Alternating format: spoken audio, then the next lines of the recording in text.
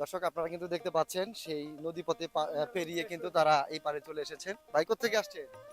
জি, আমরা কলেজ থেকে আসছি। ও আচ্ছা, এই পারে যাতায়াত করতে আপনাদের অনেকটা কষ্ট হয়ে যায় না? না, না, তেমন একটা হয় না। তারপরেও যদি বৃষ্টিটা হয় অনেক ভালো আরকি।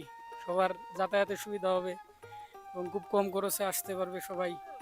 নৌকায় মোটামুটি অনেক সময় লাগে, প্রায় ১ ঘন্টা। এই পথটা কিন্তু যদি ব্রিজ হয় তাহলে হয়তো আরেকটু আগে আসা যাবে, সময় বাঁচবে। অনেক সময় অনেক রাত হয়ে যায় না, তখন আপনাদের কি নৌকা পারাপার পাওয়া যায়?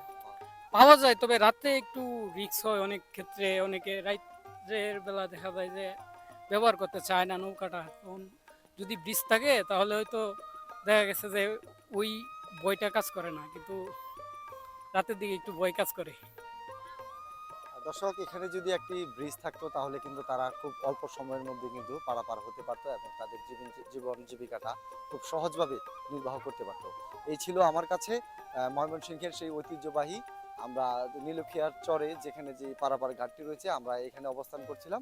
News line BD, Mymensingh.